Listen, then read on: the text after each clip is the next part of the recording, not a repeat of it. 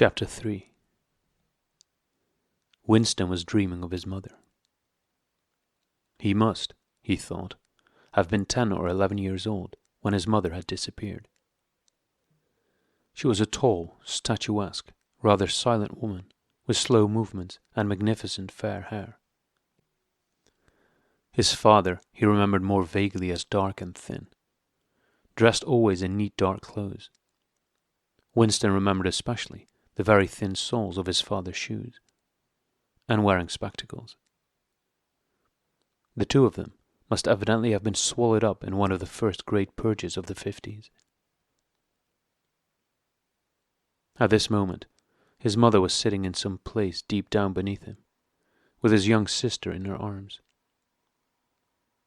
He didn't remember his sister at all, except as a tiny, feeble baby, always silent, with large, watchful eyes.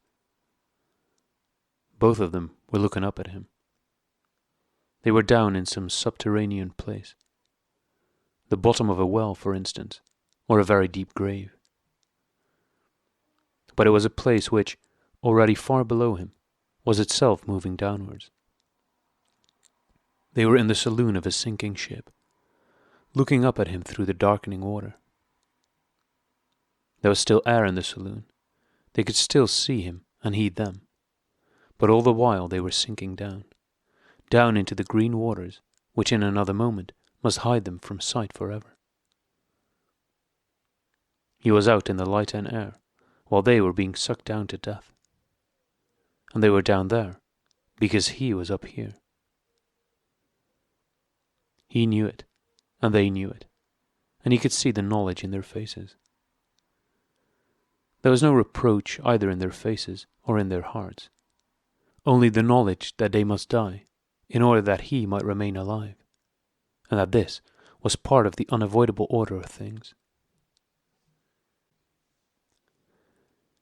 He could not remember what had happened, but he knew in his dream that in some way the lives of his mother and his sister had been sacrificed to his own.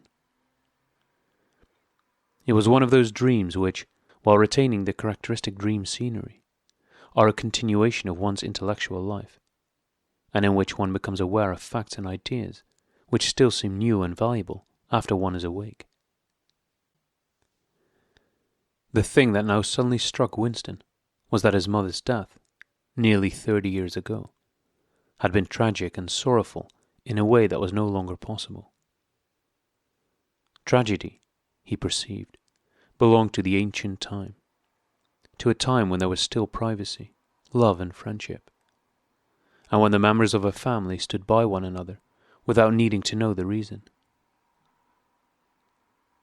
His mother's memory tore at his heart, because she had died loving him, when he was too young and selfish to love her in return, and because somehow, he did not remember how, she had sacrificed herself to a conception of loyalty that was private and unalterable. Such things, he saw, could not happen today. Today there were fear, hatred and pain, but no dignity of emotion, no deep or complex sorrows. All this he seemed to see in the large eyes of his mother and his sister, looking up at him through the green water, hundreds of fathoms down and still sinking. Suddenly he was standing on short, springy turf, on a summer evening when the slanting rays of the sun gilded the ground. The landscape that he was looking at recurred so often in his dreams that he was never fully certain whether or not he had seen it in the real world. In his waking thoughts, he called it the Golden Country. It was an old, rabbit-bitten pasture, with a foot track wandering across it, and a molehill here and there. In the ragged hedge on the opposite side of the field, the boughs of the elm trees were swaying very faintly in the breeze, their leaves just stirring in dense masses like women's hair. Somewhere near at hand, though out of sight, there was a clear, slow-moving stream where dace were swimming in the pools under the willow trees. The girl with dark hair was coming towards him across the field. With what seemed a single movement, she tore off her clothes and flung them disdainfully aside. Her body was white and smooth, but it aroused no desire in him. Indeed, he barely looked at it. What overwhelmed him in that instant was admiration for the gesture with which she had thrown her clothes aside. With its grace and carelessness, it seemed to annihilate a whole culture, a whole system of thought, as though Big Brother and the party and the thought police could all be swept into nothingness by a single splendid movement of the arm.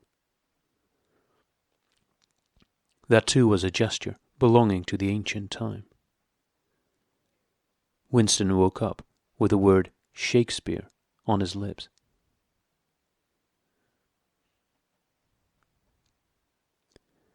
The telescreen was giving forth an ear-splitting whistle, which continued on the same note for 30 seconds. It was not 7:15, getting up time for office workers. Winston wrenched his body out of bed.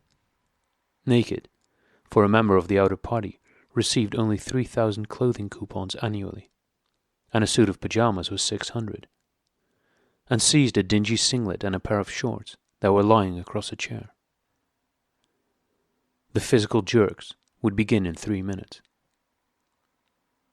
The next moment, he was doubled up by a violent coughing fit, which nearly always attacked him soon after waking up. It emptied his lungs so completely that he could only begin breathing again by lying on his back and taking a series of deep gasps. His veins had swelled with the effort of the cough, and the varicose ulcer had started itching. 30 to 40 group, yapped a piercing female voice. 30 to 40 group, take your places, please. 30s to 40s. Winston sprang to attention in front of the telescreen, upon which the image of a youngish woman, scrawny but muscular, dressed in tunic and gym shoes, had already appeared.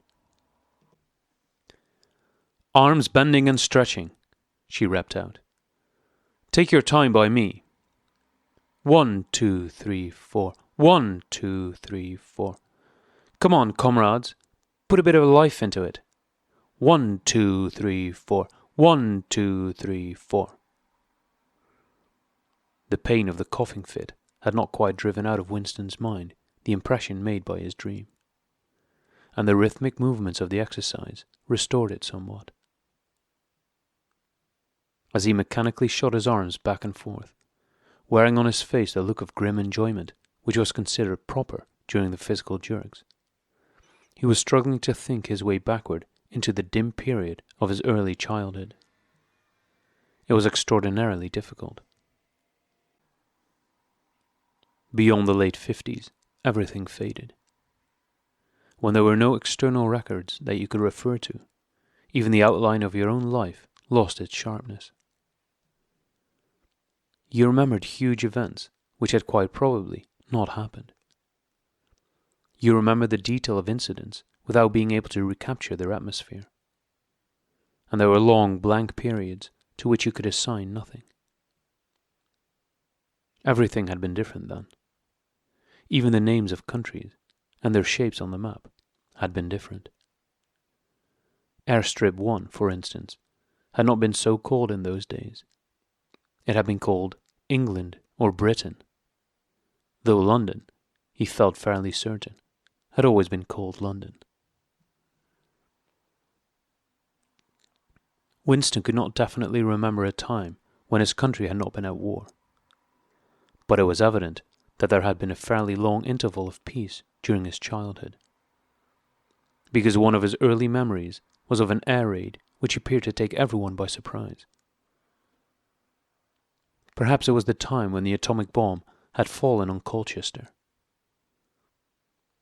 He did not remember the raid itself, but he did remember his father's hand clutching his own as they hurried down, down, down, into some place deep in the earth, round and round a spiral staircase, which rang under his feet, and which finally so wearied his legs that he began whimpering, and they had to stop and rest.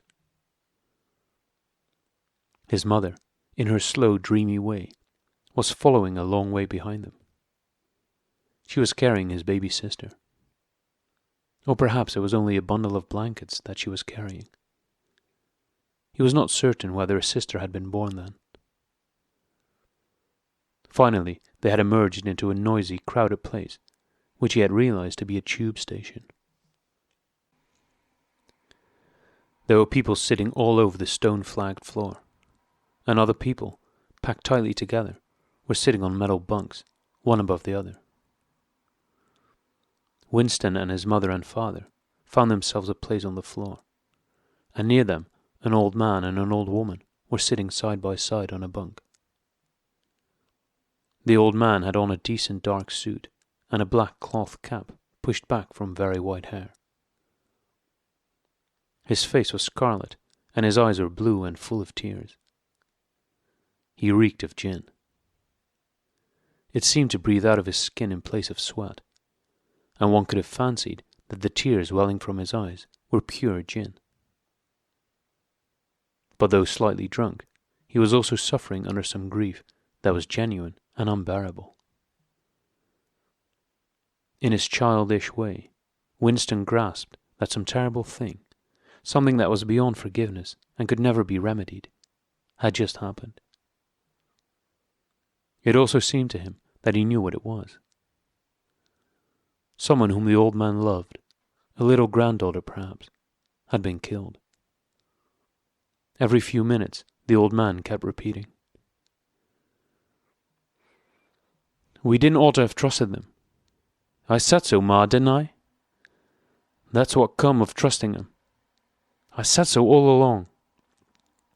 We didn't ought to have trusted the buggers." But which buggers they didn't ought to have trusted, Winston could not now remember.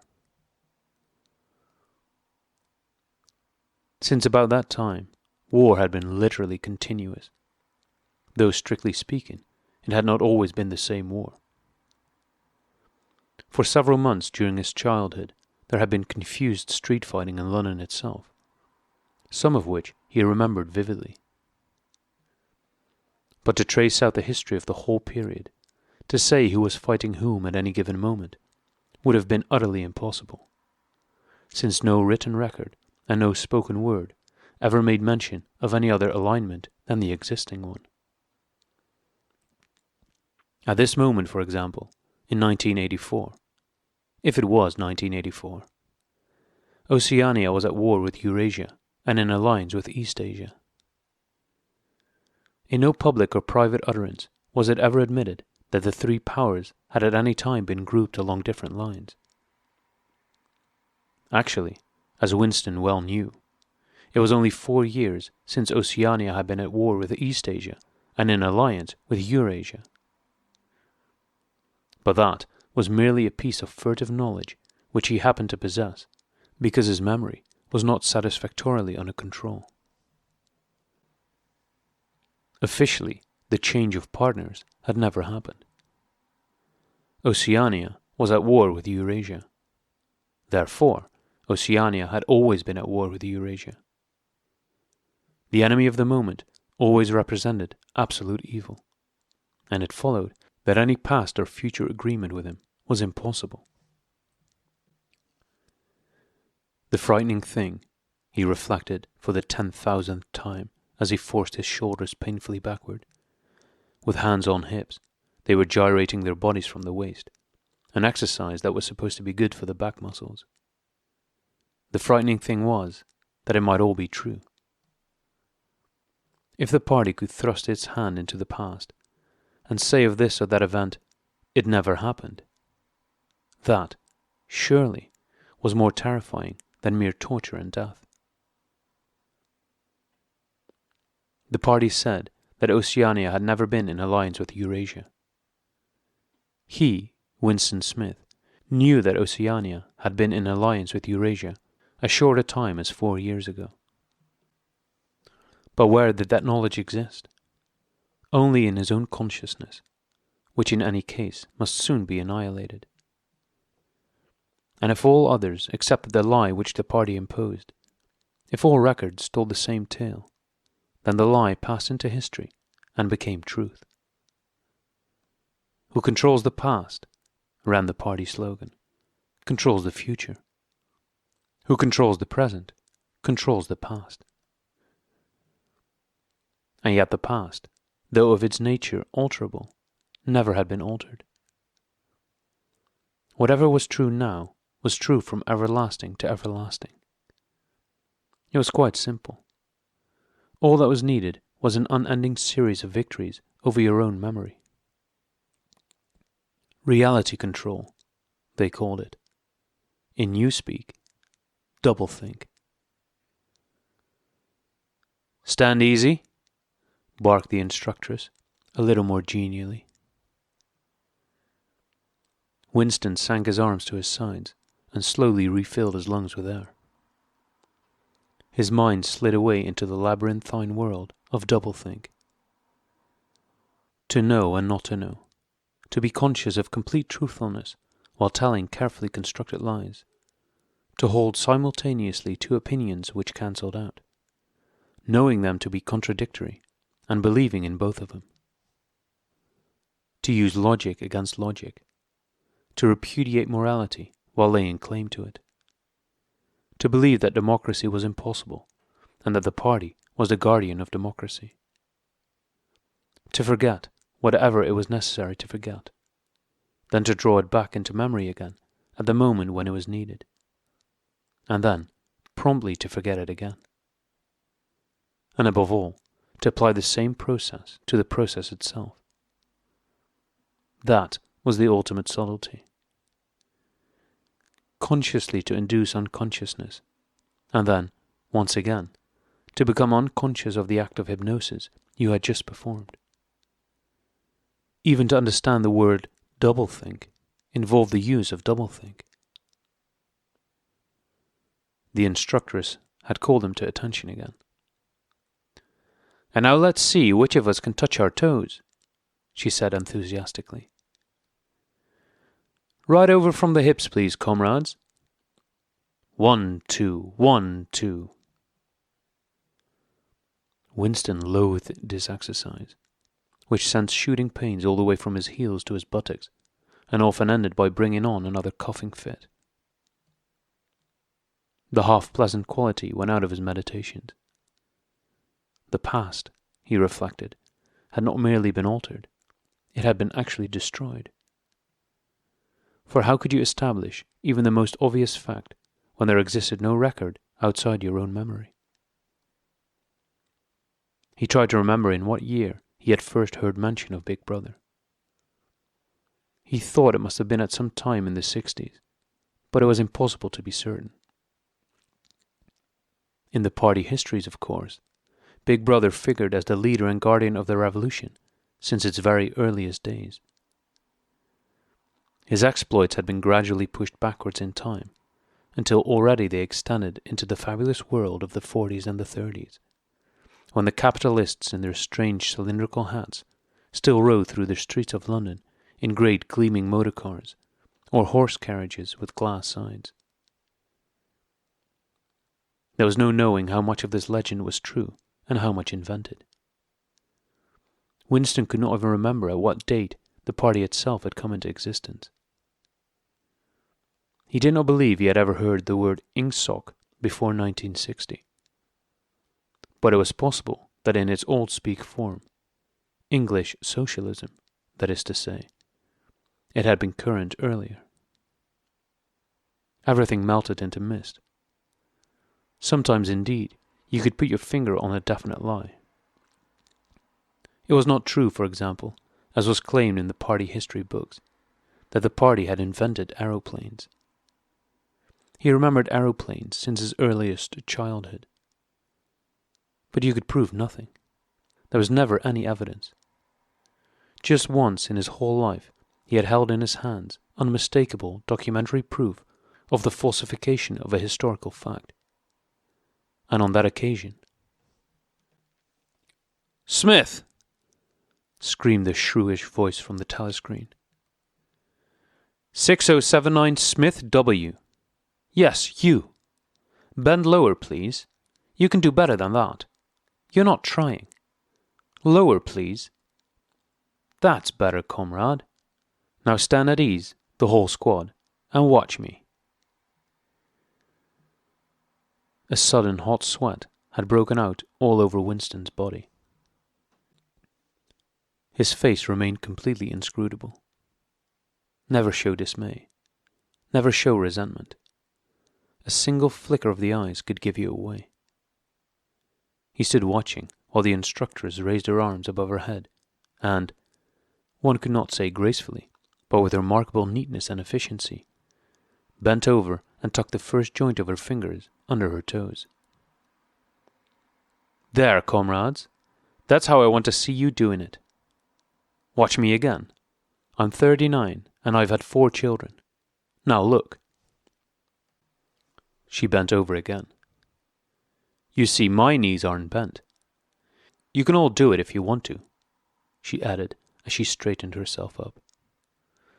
"Anyone under 45 is perfectly capable of touching his toes. We don't all have the privilege of fighting in the front line, but at least we can all keep fit. Remember our boys on the Malabar front, and the sailors in the floating fortresses. Just think what they have to put up with. Now try again. That's better, comrade. That's much better," she added encouragingly as Winston, with a violent lunge, succeeded in touching his toes with knees unbent, for the first time in several years.